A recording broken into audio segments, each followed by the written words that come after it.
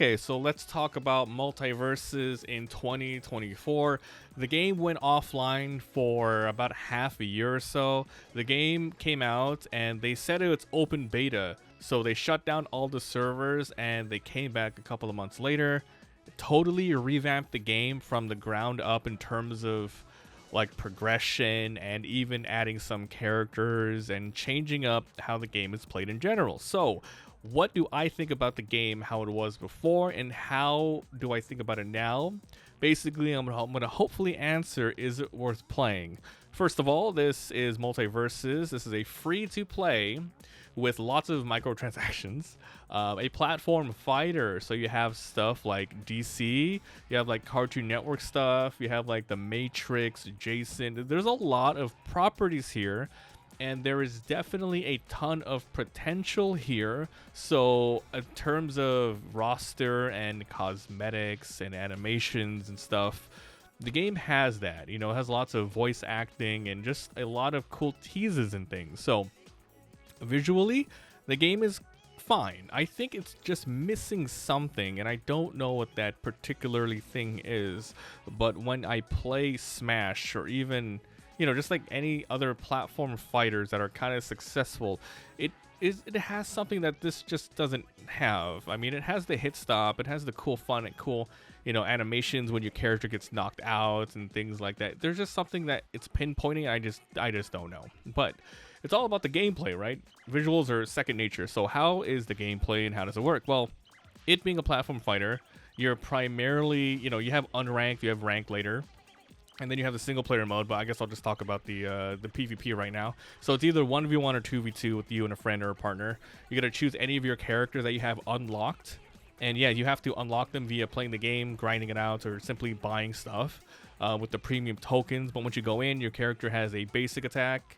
You have a special, so you basically have a special attack button, and then you have a special attack move, and then you attack in all 4 different directions. You have, you know, upward, downward, special abilities, and all things like that. You have taunts, you have a spot dodge, you have an air dodge, but then you have no like rolling dodge like you would in like a, you know, in these type of games. So then your goal is to hit your enemy with projectiles, with melee, with grabs. And then, you know, even with special sort of debuffs like fire or stuff like that, but then you increase their HP, or rather their stamina percentage bar, and the higher it is, the more knockback you deal, and then you just hit them out of the map. As right now, there's no way to like choose your own stuff when playing online, as in like your own like stages. You pick your character and then you pick a perk. So there's things called gems and perks in this game. Perks are used for just in general. You can play perks online or offline. I don't know if it's going to be in ranked, but it slightly changes the way your character plays. So for example, I have this Jason here. Jason has an ability where he can teleport behind a character, or he can have a sort of perk that lets him just have more attack and defense in general. So you try to choose and mix and match your stuff, and then you just play with other characters. But if you're playing online single player in the campaign, or at least with another friend, you get these things called gems, which you insert on your character slots, and they give you wildly more different abilities, like percent chance to deal lightning damage, or, you know, when you dodge, when you have full bar, some crazy lightning happens and stuff like that. But yeah, basically, because this game doesn't have a sort of roll dodge, it is all about the neutral game, from what I can tell. And I played a lot against the NPC, and I played a lot against people online. I played against noobs, some good people, and some really tough people.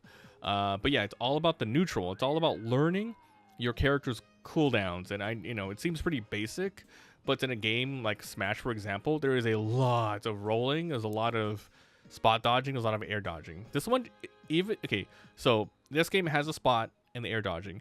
The fact that it's just missing a lot of the basic roll dodging, it really changes up the way you play. And the game is a lot more slower for sure. You know, when they took the game offline, I think it was because the game was kind of dying in general, and there wasn't a lot of, you know, it was doing fine, right? I enjoyed it from when I played, but it just didn't keep you going. There was no reason to keep playing, because there was just ranked and then unranked. There really wasn't much else to do.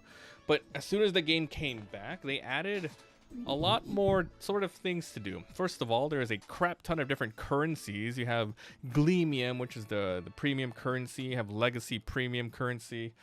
You have like fighter currency. There's just a lot, and it has like that mobile feel where no matter what you do, you're always unlocking like new challenges and getting things like, oh yeah, if you log in 2 days in a row, 3 days in a row, you get this. You gotta play with this character a bunch of times, hit your special taunts, and then you unlock challenges. It's like, think of like the Fortnite UI. Basically, it's here. You have like a battle pass, you have a store, you have limited time and stuff like that.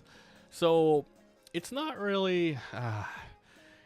It's hard to say if this is pay to win, because honestly, the only thing you can basically buy that gives you a heads up is just other characters, but eventually you're gonna unlock everything anyway. But yeah, I'm glad that they have a big single player thing here now, with events going on every couple of weeks, where yeah, the events are simple, just defeat the enemy for the most part, but sometimes it's 1v2, 2v1. Maybe you're playing at a stage with like ghosts flying around, bombs you have to dodge, and then they have cool things like break the targets. You're in a tank protecting a crystal, boss fights, and you can do an easy, normal, or hard mode, play with your characters that you like. Sometimes you do have to play with specific characters to unlock more challenge thingies, but in general, I think the launch of MultiVersus in 2024 is pretty successful. A lot of people will complain at first glance that, hey, there's way too many currencies. I can't believe you have to unlock all the characters this way. It's going to be a grind, but that's because it's a free-to-play game. If you did play the beta and come back, they're going to give you the battle pass for free, so I have it. That's kind of nice. But it's all about the gameplay. People are going to say this is way too slow and stuff like that. I agree. But at the same time, it's more methodical, more strategic. It gives you more time to think about your moves, and I think the speed that this game runs, it's perfect for this IP. The only thing I really did not like is how your character's outlines on your characters are, you know, big blue or gigantic red on your allies or the enemies. It's very distracting. The first thing I did was I just, you know, I took that off in the menus. Just get rid of it. You really don't need it. The most you'll see on the screen is 4 characters, and you just don't need those big gigantic ass outlines. So I recommend getting rid of them. It just looks ugly. Another thing is the camera zooms in way too much in this game. As soon as you're close to other characters, it's in. I don't know why they did it that way. One thing that they did change that I know I read was that they increased every character's size, their avatar's models, by like 10 to 20%. I like that change. It's really good. Stages are fine. It's a good game overall. I think it's fun. And I'm on PC. I'm playing with a controller, Xbox controller. It looks completely fine. I don't know how this is going to play keyboard and mouse, and I'll give that a try. But I played with other PC users. I played against Xbox players, and I played against PlayStation. And I know because when you go online and you queue up, it has their little symbol next to it, the different consoles. And I had 0 lag. It was great, but that was just one-on-one. I don't know if this is using rollback. I think it is. I remember the first time it came out, people were praising it because of that, so it worked really well. I have not yet played any like 2v2 or anything like that. I'm interested in just the single player, the ranked when it comes out, and playing a little bit of the solo stuff, because it's actually, you know, it's really nice and grindy. It reminds me of the back in the old school Smash days, where you just, you know, there's no online, you just play the single player and you run around the different maps, you know, break the targets, run around, do things, and then you have like certain missions you have to do. It's a good like time killer in this game.